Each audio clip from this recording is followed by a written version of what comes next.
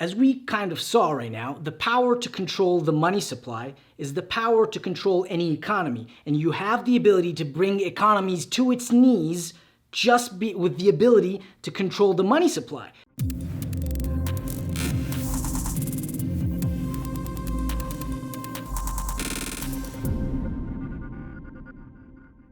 Hey guys, what's going on? This is Mina. I'm back again with another video.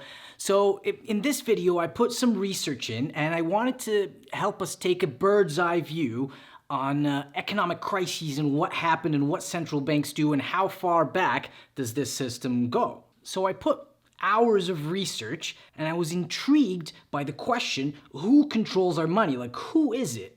And then it started triggering me to go back into different incidents across history. So usually a good rule of thumb to solving any mystery or figuring out what happened or who did what is follow the money. So that's essentially what we're going to do today. We're just going to follow the money on each and every event. So far we've discussed these simple concepts. First off, money is essentially equal debt.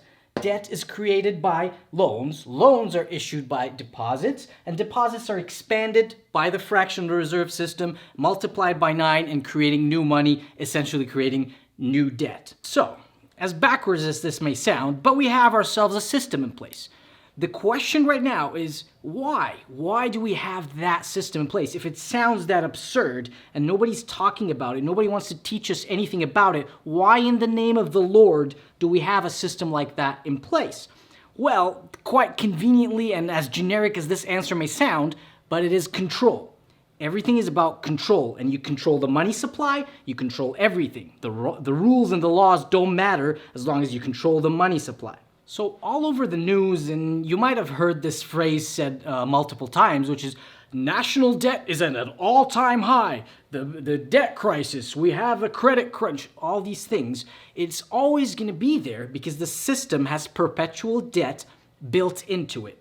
I compiled a bunch of major economic incidents and I started diving into each one after the other, and it was like quite surprising the amount of patterns that were available, and we're going to start by the first one here. So, 1775 was the year of the American Revolutionary War. The Americans wanted to separate themselves from the tyranny of the British Empire. They did not want to be governed by them anymore. They wanted to be governed by themselves. There are a lot of reasons why this war started, but one of the very important ones, and sometimes it's omitted and not mentioned, which is basically money. So President Lincoln, when he used to want to borrow any money, he had to go to the Bank of England, and they forced him to borrow this money at very high interest rates. At one point, I don't remember the year, but there was something called the greenback currency. I recommend you guys read up about that, which is basically President Lincoln going to the Bank of England and King George, and he's like, yo, I want to borrow some money. And they're like, yeah, it's going to be 30% interest rate. He's like, you know what? Screw that. I'm printing my own stuff. And he just went ahead and bypassed that and printed his own money. And it did very well because it was this debt-free currency that freed the colonies from the tyranny of the Bank of England. And King George III, at the time, immediately when he caught whiff of that, he outlawed it completely because essentially he would have no more control over the colonies, because as long as the colonies are in debt, they are under control. Years later, Benjamin Franklin wrote a quote, "The refusal of King George III to allow the colonies to operate with their own honest money system, which freed the ordinary man from the clutches of the money manipulation, was probably the primary cause of the revolution." So, the US won the Revolutionary War, everything is great. However, their war against the central banking system has just begun. So, we're going to talk about the second major incident. By the early 1900s or so, the United States had already implemented and removed multiple banking systems here and there. Early 1900s, some of the very famous, you probably heard these names before, like the Rothschilds, the Morgans, and the Rockefellers. They wanted to implement a new central banking system. However, they were smart enough to know that the public and the governments are very weary and they're very skeptical of these systems. So they were very aware as most of us are, that fear is a very major controlling factor of human behavior, emotions, and even herd mentality in terms of fear, like the herd fear, controls people even more. So they decided to create an incident, first of many I may add, to influence the public. Enter J.P. Morgan. So what J.P. Morgan did was he utilized his influence over the masses and started like a rumor, or started telling everybody that New York's second largest trust is on the cusp of going bankrupt or insolvency. This has like a lot of history behind it, but generally speaking, that's what happened. So, as expected, the public immediately began mass withdrawals. In turn, the banks started calling in their loans, causing people to sell assets to satisfy those calls. A spiral of bankruptcy, panic, fear, repossession, all that arose just because of this manufactured event. So, crash happens, economic crisis, everybody's scared and afraid. What happens now? The government is panicking. What do we do? Then come the fantastic families that we spoke about, and they're like, oh, we have a fantastic solution for you guys. Why don't we implement a central banking system so we can avoid all this stuff? And when you think about it, it's actually one of the most ingenious scams invented by humans, because you create fear, you cause panic, and then you offer the solution. It's perfect, right? So with heavy political sponsorship and paying money here and there, lobbying, the regular charades that happen, in 1913, their best buddy, Wilson, which was then voted president, having already agreed to implement or put the Federal Reserve Act as law. In 1913, boom, they did it. They have a Federal Reserve Act now, and it's done. It's set in stone. So the public was sold on this idea. First off, this law was passed like a day or two before Christmas, where everybody's at home. And secondly, they were sold like, okay, did you see all that stuff that happened? Oh, that is a thing of the past now. We're going to have the Federal Reserve Act, and that is our economic stabilizer. Inflation, bankruptcy, all these things are a thing of the past now. So don't you worry about that. Let us help you and save you. So, how did they solve this crisis? Let's take a look at this and look how familiar this looks, even from that long ago. So in 1914, all the way to 1919, the Feds increased the money supply by 100%. They increased the money supply by 100% in this small period of time, which in turn, banks started extending loans, businesses started to open, people started to spend money. Everything was looking good. Everything was looking that, oh, the economy's good. Look at what the Feds did. They are our fantastic saviors. However, once things started peaking just a little bit, what happened is they contracted the money supply, decreased the loans, banks immediately started calling in their loans, and just like clockwork, guess what happened? Just like in 1907, loans were called, panic selling, people quickly sold their assets, bankruptcy, fear, repossession, all that occurred just like last time, exactly. So initially when I started reading about this, I was like, okay, well, they can't keep increasing it forever because inflation, blah, blah, blah. But then again, the rule of thumb, follow the money.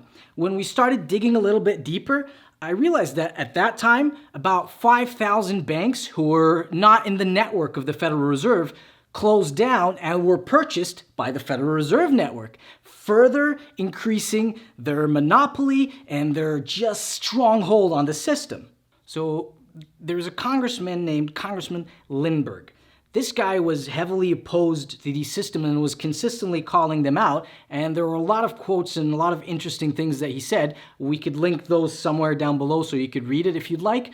But two of the very interesting quotes, they're very simple, direct, and to the point. From now on, with the Federal Reserve Act in place, depressions will be scientifically created.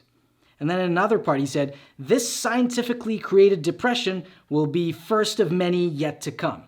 Okay, I think we can see a pattern here, and if that guy said this in the early 1900s, and there are multiple quotes from like President Andrew Jackson, it's crazy how far back this thing goes and how it's roughly exactly the same. Okay, beautiful. That happened. We're gonna move on. We learned our lesson. Let's go on to the next one. So what the Feds do, as they usually do, comes 1920, they increase the money supply again. And from a very nice period, from the 1920s to 1929, This period was known as the Roaring Twenties because the banks had a lot of money, the stock market was booming, the Feds increased the money, I think, by 60% as well, and everybody was making money in the market. If that doesn't ring any bells like something that's happened recently. Everybody and his mother were investing in the market, everyone was making money. And since the market was doing so well, emerged a financial product which was called the margin loan. This is a very important product, the margin loan. So essentially what the margin loan is it gives you the ability to put 10% down and buy 100% of a stock. So you pay 10% of a $100 stock and you own the whole thing, which was a fantastic way of making money, especially since all of the markets seemed to be going up. And most of the public was using that. There was one caveat to that, like margin loan, which it had a 24-hour notice, which means that it could be called and within 24 hours it has to be satisfied. The loan has to be paid back, which generally speaking results in the selling of the stock. So you borrowed a stock, they want it back, you sell it, you take your loss or win or whatever the case is. So this time the bankers called on their favorite financial advisor, Satan, and he advised them of the following. In, I believe, August 1929, the bigger families quietly exited the market. All the big ones, the insiders, they were out of the market. And on October 24, 1929, the bankers started calling in all their margin loans. All of a sudden, everybody wanted their margin loan or wanted it back. And as expected, as the mathematically created equation that it is, you know what happened. Panic, chaos, massive sell-offs. Everybody sold their stock, which in turn spiraled down to bankruptcy, repossession. So again, we could still pin that, people are investing with things that they don't understand, which is true. However, again, follow the money. In that period, around 16,000 banks, privately owned banks that were not part of that system, again, collapsed and they were bought up. Corporations, major corporations were bought up cents on the dollar. It was one of the most crazy robberies in the American history, if I'm being very honest. Interestingly enough, this time what they did was, instead of increasing the money supply, picking up the economy, all that good stuff that they did before, they actually decreased the money supply and contracting it further, practically fueling one of the United States' major depressive eras, which is, probably all of us know it, which is the Great Depression.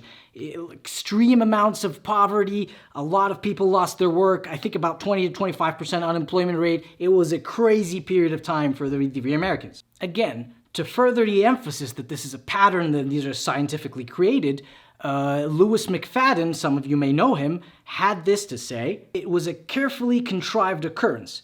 International bankers sought to bring a condition of despair upon us so that they may arise the rulers of us all.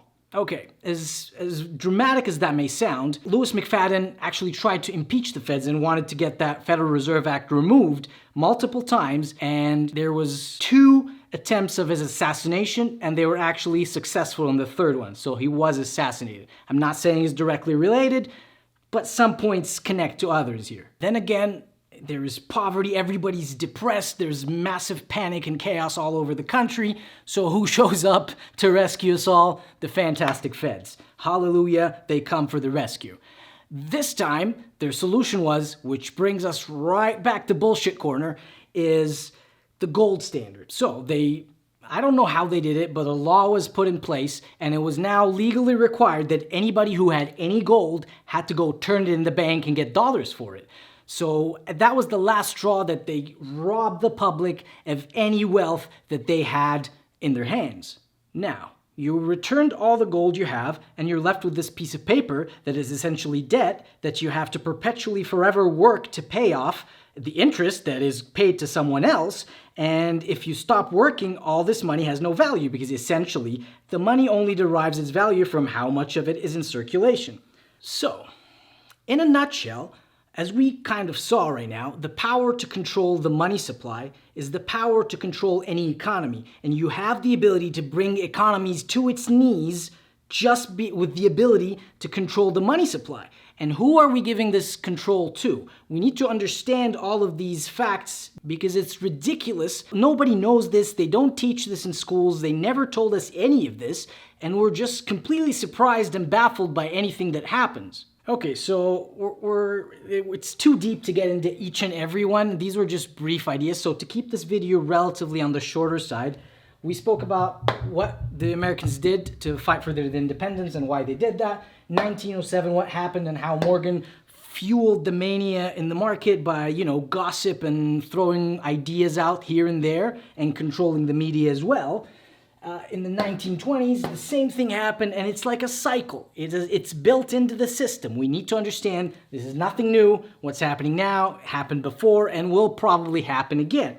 1929, the Great Depression, they stole the gold. Also, a lot of examples, like in 1980s, some of the viewers might have been alive through that period, and they know that there was massive inflation. What happened? They kind of increased the interest rates, so there was manipulation here and there.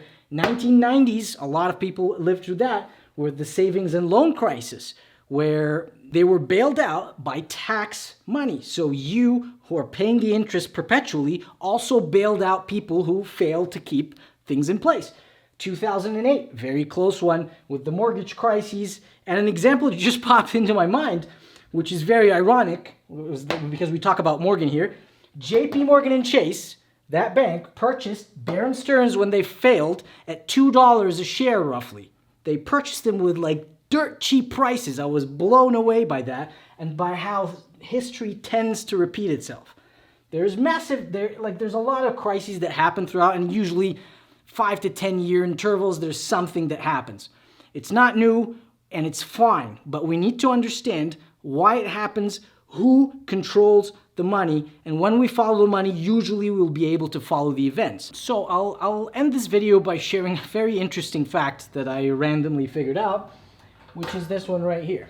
So let me read out these countries and you tell me what you think. So Afghanistan, Libya, Iraq, Syria, Cuba, and Iran.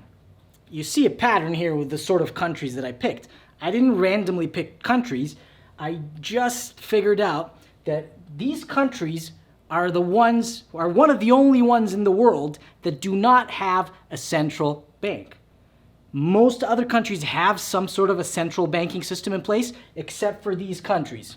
And you could kind of extrapolate what I want to say here. I'm not saying that's the only reason. And it's very easy looking in the rear view mirror and trying to see what happened. It's very hard to figure out what's going to happen in the future. However, it doesn't have to be an indication, but we need to know it. We need to see these facts and avoid the panic and the fear, because that's how every single time in the past we've been controlled. So when we see things that are happening right now, we need to have a critical eye. Any piece of information that you get, who is telling me this information and where's the money going? That's usually how I would extrapolate like the truth. As much as we can, we're all trying to seek the truth. Anyways, we were done with this video. It was kind of long. I didn't speak about the details of the other years. We could talk about them in another video. It takes a lot of research, so if you guys want that, please leave me some comments below. And I would appreciate it really if you share this with somebody, watch it, and ask me questions. I did some research. If you have something, please share it with me as well. I hope you guys stay very happy, very healthy, and yeah, we'll see you in the next video.